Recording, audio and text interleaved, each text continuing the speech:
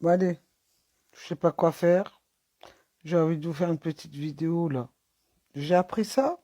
Je viens d'apprendre plein de trucs grâce à une dame et je la remercie sur TikTok. Elle m'a appris un truc. Bon, alors, je vous ai mis la pochette de la pierre d'alu, que tout le monde connaît, mais je me rappelle plus comment on dit en arabe le nom. Ça aussi, avec ça, la pierre d'alu, vous pouvez retirer le mauvais œil. Alors, vous l'utilisez, vous prenez un morceau, c'est un petit morceau blanc comme ça, et vous la mettez là, où il y a la fameuse corne que je vous ai dit là, juste là, et vous tournez 7 fois. Vous savez, comme je vous avais montré. 7 fois comme ça en rang, 7 fois au niveau du cœur. Vous soufflez, et après vous la mettez. Moi, je la mets dans une vieille poêle et j'attends qu'elle pète. Comme ça, après, quand quand elle gonfle, elle gonfle, elle gonfle, ça fait comme un œuf.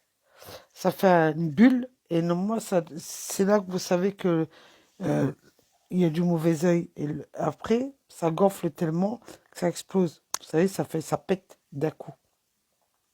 Ça aussi, vous pouvez l'utiliser, ça coûte pas cher. Vous allez dans n'importe quel commerce, hein, vous le trouverez. Et par rapport à ça, euh, c'est simple. Une fois que vous l'avez brûlé, tout ça, et que, si vous voulez, ça fait une forme de bulle, comme un ballon, ça gonfle comme un ballon. Et une fois que ça a pété, vous le prenez, vous le prenez pas dans vos mains parce que ça sera chaud. Vous le mettez dans un peu un bol, hein. Vous le jetez dans un bol, vous le diluez et vous le mettez dans votre évier propre. Vous savez, toujours un endroit propre. Vous le videz dans un endroit propre, jamais dans les toilettes. Jamais vous jetez par la fenêtre parce que c'est pas bien. Toujours dans un évier qui est propre. Comme ça va dans les égouts.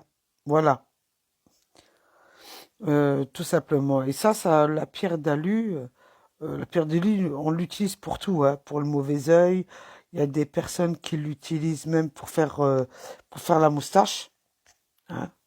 Ils le font, ils mettent du miel, ils mettent d'autres ingrédients pour faire la moustache. Il y en a d'autres qui l'utilisent aussi pour, par exemple, ils l'écrasent, ils le mettent en dessous des bras pour éviter de transpirer. Et avec la pierre d'alu, vous pouvez faire pas mal de choses. Mm. Vous voyez que un, des petits morceaux comme ça, vous pouvez faire pas mal de choses avec. Ben voilà ce que je voulais vous dire. Simplement, vous voyez, je vous apprends encore des petites techniques. Et après, je vous ferai une autre vidéo. Comment aussi, avec euh, le plomb, comment nettoyer une personne. Et comment aussi on peut aussi nettoyer son maison avec. La pierre d'alu, vous pouvez aussi, si vous voulez, vous la tassez, vous l'écrasez, vous la mettez dans de l'eau et vous les laissez durant la pleine lune passer une nuit. Et ensuite, vous lavez toute votre maison avec et vous jetez l'eau toujours dans les égouts. Ça aussi, pour enlever tout ce qui est mauvais œil, tout ça, dans votre maison. Ça aussi, vous pouvez le faire. Oui, il y a plein de choses qu'on peut faire avec la pierre d'alu. Ça, vous le trouvez dans tous les commerçants. Je vous ai mis la photo, comme ça vous trouverez plus facilement. Qu'est-ce que je peux vous dire d'autre? Euh, J'espère que certaines personnes qui me suivront éviteront de dire que je suis une personne qui donne des mauvais conseils et qui joue. Moi, je joue pas. Et honnêtement, si aujourd'hui je parle, c'est parce que j'ai vu des choses, comme je vous ai dit sur mes autres vidéos, j'ai vu des choses sur TikTok qui me plaisent pas. Et moi, je supporte pas qu'on fasse du mal aux autres, même par jalousie. Vous savez, on est tous sur Terre. On est censé être solidaires entre nous et pas se faire du mal entre nous, hein. Déjà que c'est difficile, la vie en société.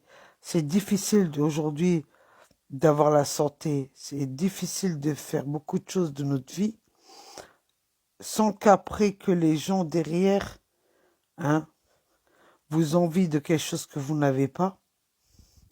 Alors si aujourd'hui je me permets de vous montrer des choses sur TikTok et de dévoiler ce qu'on m'a appris toutes ces années et qu'on m'a permis de regarder et de voir ce que ces femmes-là apprenaient pour se protéger et protéger leur famille, euh, je pense que je n'étais pas obligé de le dire. Mais nous vivons dans une société aujourd'hui où les gens ont trop la facilité de faire du mal. Et ils se disent après, c'est pas grave, Dieu me pardonnera. Ouais. Mais vous savez, moi j'ai juste un petit conseil. Vous, mesdames, je m'adresse à vous les femmes parce que les plus vicieux, c'est les femmes, c'est pas les hommes.